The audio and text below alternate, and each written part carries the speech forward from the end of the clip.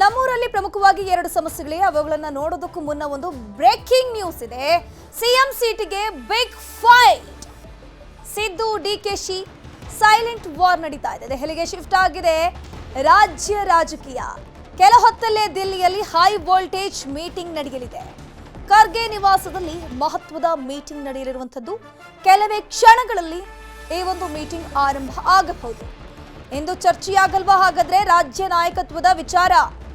ರಾಜ್ಯಸಭೆ ಮತ್ತು ಪರಿಷತ್ ಚುನಾವಣೆ ಬಗ್ಗೆಯಷ್ಟೇ ಚರ್ಚೆ ಆಗಬಹುದು ಅನ್ನುವಂತ ಮಾಹಿತಿ.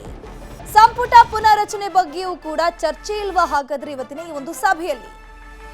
ರಾಜ್ಯಸಭೆಗೆ 3 ಆಯ್ಕೆ ಬಗ್ಗೆ ಮೀಟಿಂಗ್ ಆಗುತ್ತೆ. ಪರಿಷತ್ ಚುನಾವಣೆಗೆ ಅಭ್ಯರ್ಥಿ ಆಯ್ಕೆ ಬಗ್ಗೆ ಇವತ್ತು ಚರ್ಚೆ ಆಗಬಹುದು.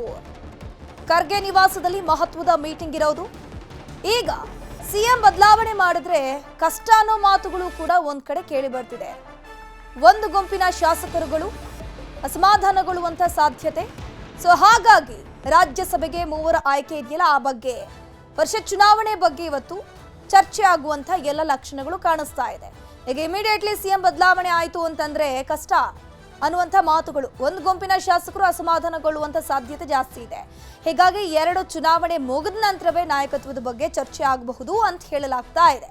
ಕುರ್ಚಿ ಕಿತ್ತಾಟದ ಬಗ್ಗೆ ಒಂದಷ್ಟು ಹಲ್ಚಲ್ ಸುದ್ದಿಗಳು ಹರಿದಾಡ್ತಾ ಇದೆ. ಈಗಾಗಲೇ ಸಿಎಂ ಮತ್ತು ಡಿಸಿಎಂ ದೆಹಲಿಯಲ್ಲಿ ಬೀಡು ಬಿಟ್ಟಿದ್ದಾರೆ.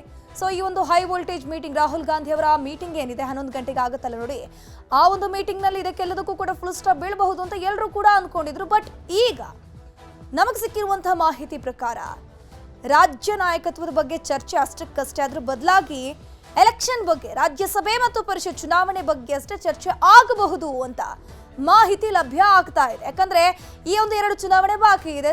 ಇದ್ರ ಮೊದಲೇ ಸಿಎಂ ಬದಲಾವಣೆ ಆಯಿತು ಅಂತಂದ್ರೆ ಸಂಬಂಧಪಟ್ಟ ಶಾಸಕರು, ಆಯಾಯ ನಾಯಕರಿಗೆ ಬೆಂಬಲ ಸೂಚಿಸಿದಂತಹ ಶಾಸಕರು, ಸಚಿವರು ಅಸಮಾಧಾನಗೊಳ್ಳುವಂತ ಚಾನ್ಸಸ್ ಜಾಸ್ತಿ ಇದೆ. ಹೀಗಾಗಿ ಯಾವುದೇ ಕ್ಷಣದಲ್ಲೂ ಏನ್ ಬೇಕಾದ್ರೂ ಆಗಬಹುದು. ಹಾಗಾಗಿ ಈಗ ಸಿಎಂ ಬದಲಾವಣೆ ಮಾಡುವಂಥದ್ದು ಕಷ್ಟ ಅಂತ ಹೇಳಲಾಗ್ತಾ ಇದೆ.